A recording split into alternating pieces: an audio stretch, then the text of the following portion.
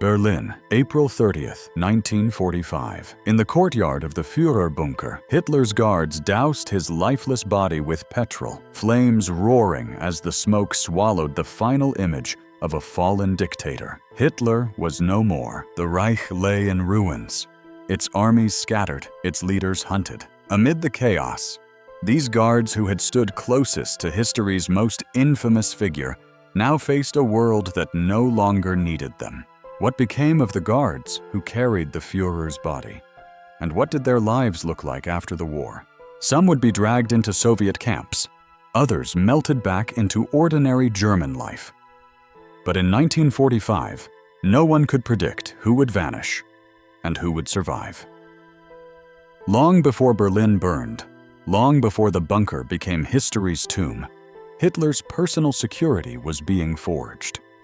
In 1933, the Reichssicherheitsdienst, or RSD, was created to protect the man who had seized Germany's reins. Soon after, the Führerbegleitkommando, elite SS bodyguards chosen for loyalty, skill, and discretion, was formed to shadow him at rallies, meetings, and travels. Together, these men became a human shield around the Führer, orchestrating movements, vetting visitors, and standing ready for threats both real and imagined. They were ordinary men drawn into extraordinary circumstances. Some had police or military backgrounds. Others were young recruits eager to serve the party. Each learned to anticipate Hitler's needs, to move silently through his world, to witness what the outside world would never see. They saw strategy and paranoia, confidence and fear, the private rituals of a dictator whose public image was a mask. By April 1945, these men had become more than guards. They were witnesses to history. They watched Hitler give his final orders, see Eva Braun for the last time, and finally, end his own life. They carried his body into the courtyard and set it ablaze, a ritual both terrifying and surreal. The Reich had fallen, but their story was only beginning. Captured, interrogated, and haunted by their proximity to power, their fates would stretch from Soviet prisons to quiet streets of post-war Germany, revealing a hidden history of survival, reckoning, and decades-long shadows. Otto Günsche had a role that few could imagine without shivering.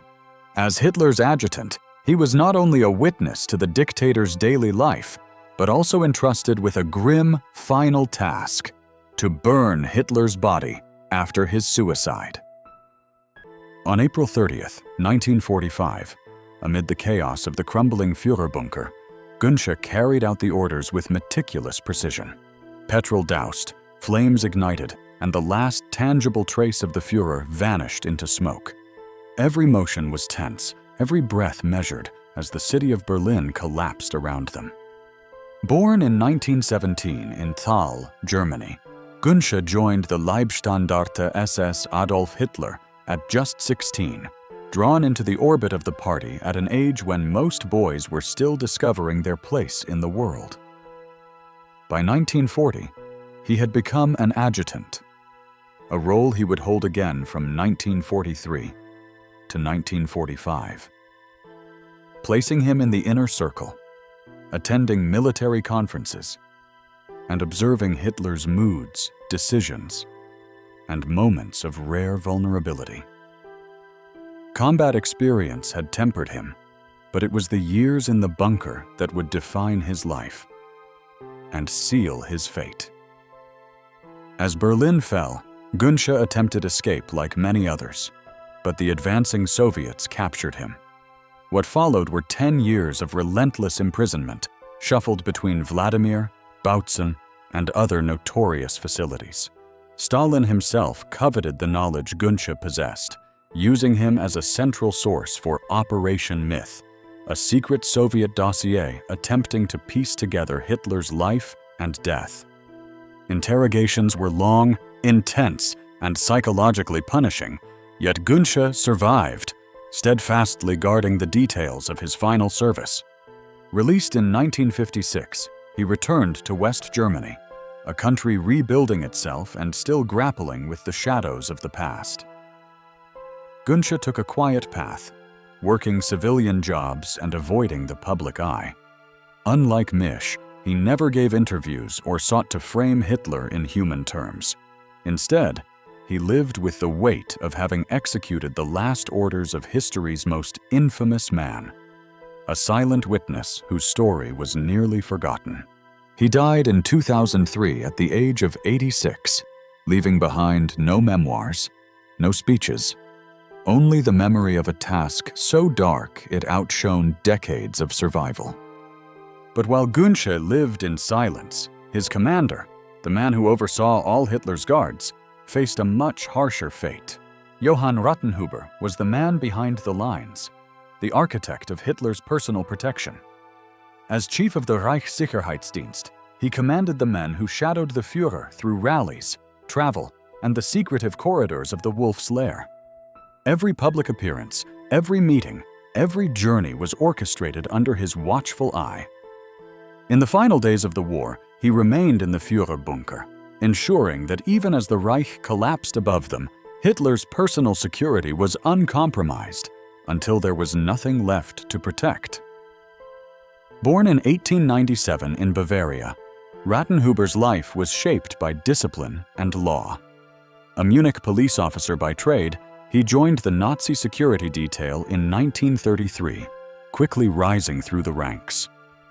By the time the war reached its devastating climax, he had spent 12 years overseeing Hitler's security, mastering the logistics of protection, the subtleties of human behavior, and the art of anticipating threats. The Wolf's Lair, the Berghof, and finally the bunker beneath Berlin were all under his careful watch, each a stage for his silent command. When the Soviets stormed Berlin, Rattenhuber's position became both a curse and a prize. Captured by Erich, Stalin viewed him as a critical intelligence asset, someone who could reveal every detail of Hitler's inner circle, every movement, every secret escape route, every potential deception. The interrogation was unrelenting. Years passed under harsh conditions, and in 1952, a court-martial of the Moscow military district sentenced him to 25 years in prison. Age, health, and endurance offered no reprieve. Released in 1955, he returned to Munich, a city both familiar and alien. The war and his years of imprisonment had left him broken. Unlike Misch or Günsche, he did not seek quiet work or memoirs. He simply lived, haunted by the knowledge of what he had seen and the inescapable proximity to the dictator he had once protected so diligently. 2 years later, in 1957, Rattenhuber died, a man whose lifetime of vigilance had ended quietly, almost anonymously. Rattenhuber died only 2 years free, but one of Hitler's closest daily companions, the valet who dressed him each morning, lived to publish his memories. During Nazi's reign, Heinz Linge was the man who prepared the Führer for the day, the invisible presence who smoothed his uniform, arranged his meals, and ensured that even the smallest of details in Hitler's private life ran without interruption. In the Führer bunker's final days, Linge was at the heart of a collapsing world, performing tasks both mundane and horrifying, waking the dictator, attending to his personal needs, and ultimately, helping to prepare his body for cremation. Every day in Linge's service was a study in intimacy and vigilance, a balance between the ordinary and the extraordinary. Born in 1913 in Bremen, Linge trained as a bricklayer, but the rise of the Nazi Party pulled him into a different life. He joined the SS in 1933, a time of rapid political upheaval, and by 1935 had become Hitler's valet. His diligence and discretion earned him trust, and in 1939 he rose to chief valet. Unlike guards who watched from the perimeter, Linge existed inside Hitler's private world. He knew the Führer's routines, his preferences, even the moments when fear or frustration flickered across his face. It was a role that demanded absolute loyalty, unshakable composure, and the ability to witness history's darkest hours firsthand. When Berlin fell, Linge stayed in the bunker until the very last hours. On April 30th, he helped carry out one of the most chilling duties imaginable, preparing Hitler and Eva Braun's bodies for cremation in the garden above. Flames rose into the smoky Berlin sky, a final act of obedience in a war that had ended in collapse and chaos. Shortly afterward, Linge attempted to escape but was captured by Soviet forces alongside Otto Günsche. The following 10 years would test him in ways the bunker never had. Imprisoned under harsh conditions, interrogated for Stalin's secret dossiers, Linge became a key source of intelligence about Hitler's life, habits, and inner circle. Yet even as he answered questions under duress, he retained a careful line between cooperation and survival, revealing just enough to satisfy his captors while guarding the personal secrets he had carried for over a decade. Released in 1955, Linge returned to West Germany and quietly rebuilt a life apart from the shadows of his past. Decades later, he published With Hitler to the End, offering an unparalleled glimpse into the Führer's daily life from the perspective of the man who saw him awake and asleep, in moments of power and despair. Linge's memoir became a crucial historical document, humanizing events that might otherwise exist only in abstract terror. He died in 1980 in Hamburg, having survived the collapse of the Reich, the grueling years of captivity, and the delicate reconstruction of a post-war identity. His life was a testament to endurance, discretion, and the strange intimacy of proximity to one of history's most infamous figures. If Linge revealed Hitler's private life, his personal pilot endured captivity with one leg and lived to tell his own story. Hans Baur had flown Hitler across Germany and Europe for more than a decade, always at the controls of aircraft carrying the Führer to rallies, military inspections, and diplomatic meetings. He was there when history demanded precision, skill, and discretion. By April 1945, Baur was no longer just a pilot. He was a witness to the final collapse of the Reich. Inside the Führerbunker, surrounded by smoke, fear, and the deafening chaos of Berlin under siege, Baur quietly offered Hitler one last chance to escape by air. The Führer refused. The war was over, yet Baur remained by his side until Hitler's death. Born in 1897 in Bavaria, Baur was a product of Germany's early 20th century turbulence. A World War I flying ace, he carried the calm confidence of a seasoned pilot into civilian aviation, only to be drawn into Hitler's orbit when he joined the NSDAP in 1926.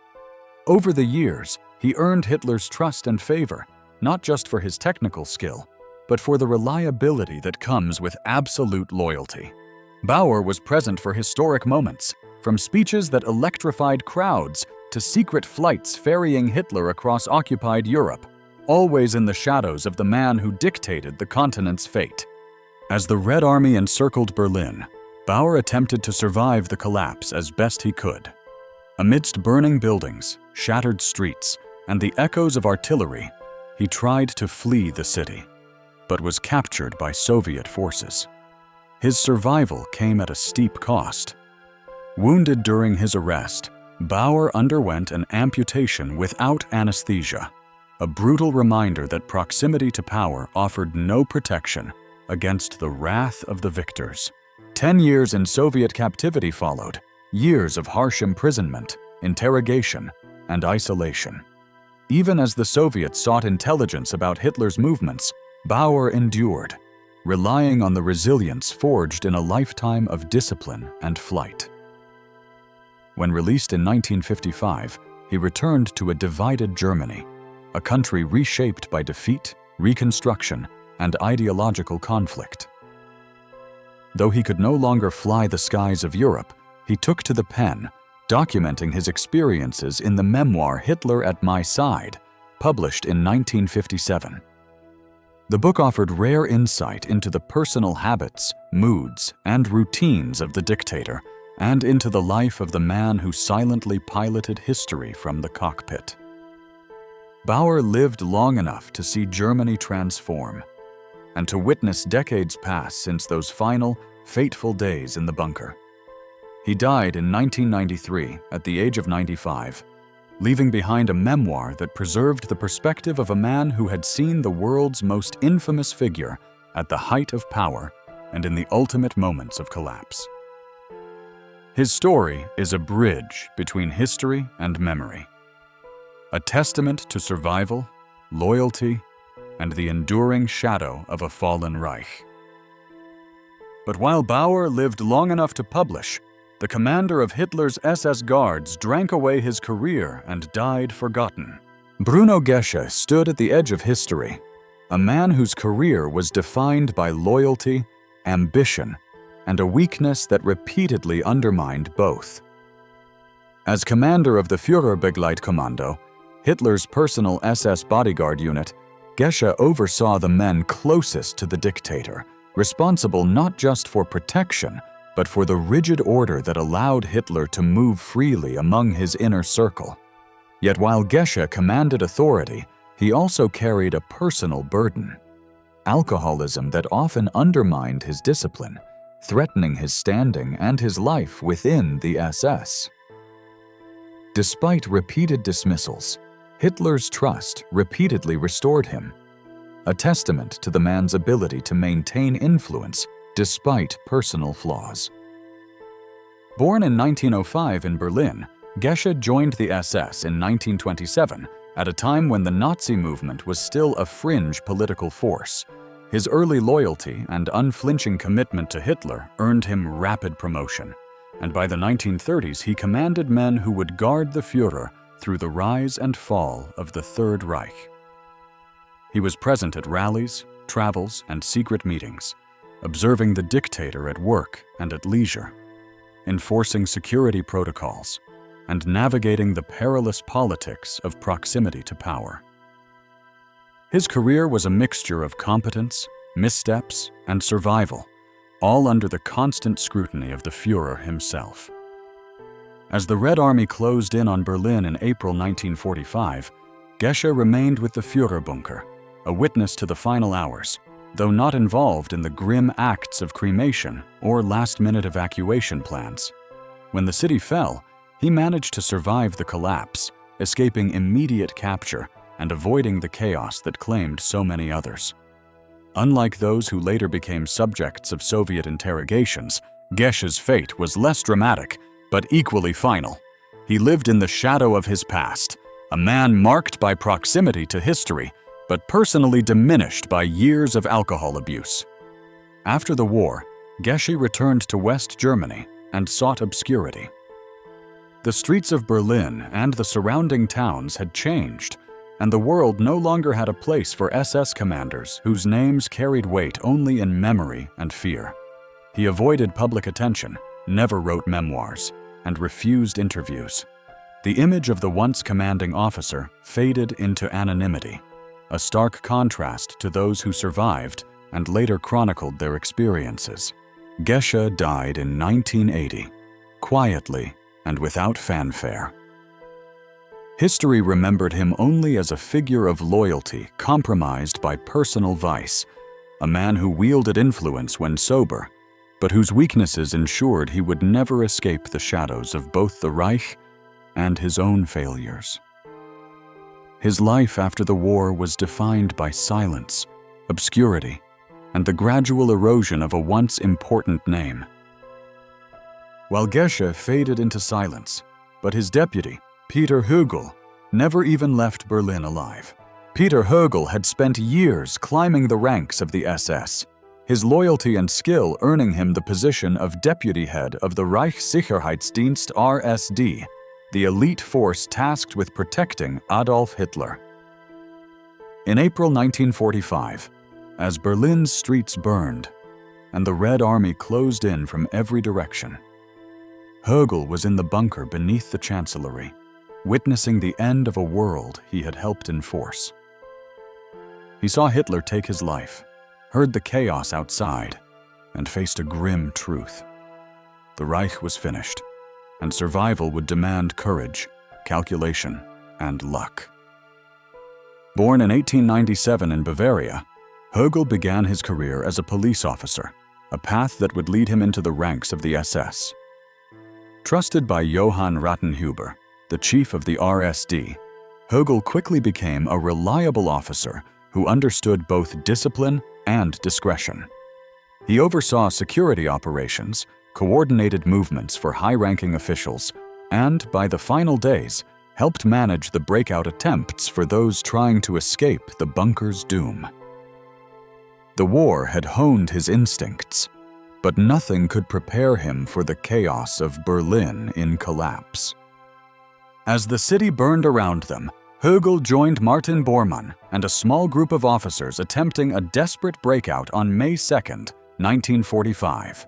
The streets were filled with rubble, gunfire, and Soviet tanks rolling through shattered avenues. Högl carried both weapons and determination, moving swiftly across bridges and ruins, guiding comrades through a labyrinth of danger. They reached the Weidendammer Bridge, a critical passage over the Spree River, only to be met by Soviet soldiers entrenched and ready. Bullets tore through the air. Högl was hit, collapsing instantly amidst the smoke and screams. The breakout attempt ended in disaster. Comrades scattered, some captured, others killed. Högl's body lay among the ruins, a stark reminder that proximity to power offered no immunity from death. He was 47, and his story ended where so many others in the bunker's shadow had ended, violently, abruptly, and without ceremony.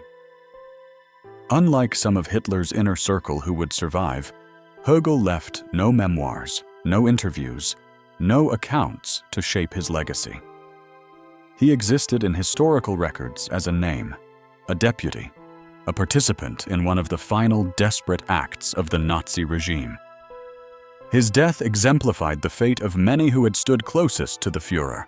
When the Reich collapsed, so did their lives, leaving only fragments of memory and testimony behind. Högl's final moments, spent running across a burning bridge while bullets cut through the air, were a grim punctuation to a life devoted to security, loyalty, and survival. He perished in the ruins, leaving behind only echoes of duty and the violence that had defined his career. If Högl died in the ruins, Hitler's chauffeur carried the fuel for his burning body and lived to tell the tale. The streets of Berlin were a shattered mosaic of rubble and fire, but in the midst of the chaos, one man remained focused on a singular, grim task. Erich Kempka, Adolf Hitler's personal chauffeur, was tasked with delivering the fuel that would ensure the Führer's final wishes were carried out. Inside the Führer bunker, Hitler lay dead, Eva Braun beside him. Kempka moved with precision, hauling canisters of petrol through the dim, smoke-filled corridors, knowing that every step would help erase the physical evidence of the dictator he had served for nearly a decade.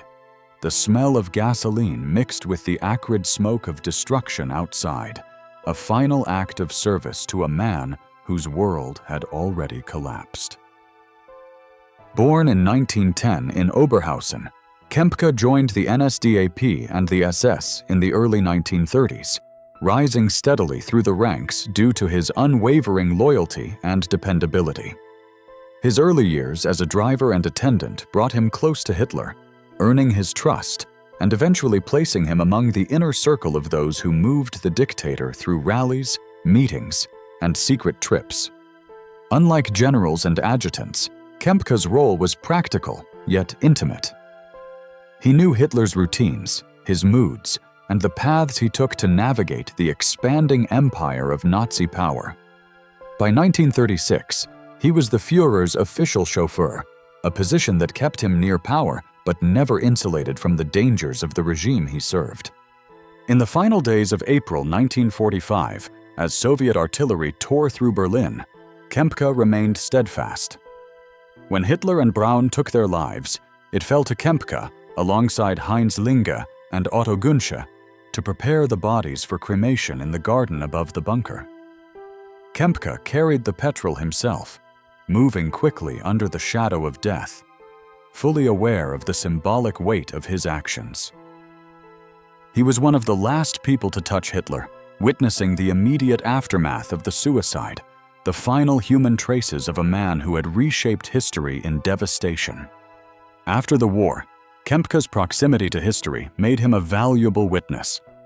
Captured by American forces, he provided first-hand testimony for the Nuremberg trials, recounting the procedures and logistics of the bunker's last hours with the clarity of someone who had been there. He later documented his experiences in the memoir I Was Hitler's Chauffeur, giving historians and the public a rare glimpse into the daily life and final moments of the Führer. Yet even with his unique insights, Kempka returned to civilian life, navigating a world eager to move past the horrors he had witnessed, yet dependent on men like him to understand them. Kempka died in 1975 at the age of 65, leaving behind a complex legacy. A man who served one of history's most notorious figures with absolute loyalty, executed the dictator's final orders, and lived long enough to recount the truth. His story, marked by duty, proximity to history, and survival, bridged the chaos of the bunker to the calm of post-war reflection, an essential witness to the events that reshaped the world. From adjutant to pilot to radio operator, each man who stood beside Hitler carried the weight of history with them. And yet, of all those who witnessed the Führer's final days, only one would outlive them all, holding secrets no one else could tell. Rochus Misch was more than a bodyguard. He was Hitler's lifeline to the outside world. In the final days of the Führer bunker, as the city above burned under relentless Soviet artillery, Misch manned the radios, carried messages, and relayed orders that could mean life or death. He saw Hitler in private moments no outsider would ever witness: the hurried farewells to Eva Braun, the dictator pacing in despair, the final horrifying act that ended a war and a life. Born in 1917 in Upper Silesia, Misch's early years were marked by tragedy. Orphaned young, his father killed in World War I, his mother claimed by pneumonia, he grew up amid loss and instability. Yet that harsh upbringing forged a resilience that would define him. In 1937, he joined the SS Verfügungstruppe, a unit that would eventually select him for the Führerbegleitkommando. It was a role that demanded absolute loyalty, discretion, and nerves of steel, traits Misch had in abundance. Throughout the war, Misch's duties were deceptively ordinary: a courier, a radio operator, a guard. But in moments of crisis, ordinary men made extraordinary choices. When the Soviets closed in, Misch stayed at his post, relaying information and ensuring the safety of those still in the bunker. On April 30th, 1945, as Hitler and Braun ended their lives, Misch helped carry out the grim task of preparing the bodies for cremation. The smoke rose over Berlin, marking both an end and a beginning. For Misch, survival meant leaving the bunker under a false identity, blending into the ruins of a city that had been the heart of his world. Captured by Soviet forces shortly thereafter, Misch's post-war life became a battle of endurance. He spent 8 grueling years in Lubyanka prison, interrogated relentlessly for details about Hitler's final days. Yet even in captivity, he survived, emerging in 1953 into a Germany divided, broken, and suspicious. He settled in West Berlin, quietly opening a painting and wallpapering business, retreating from the shadows of history he had witnessed firsthand. For decades, Misch lived a private life, but as the 1990s approached, he became one of the few voices willing to speak about those final days in the bunker.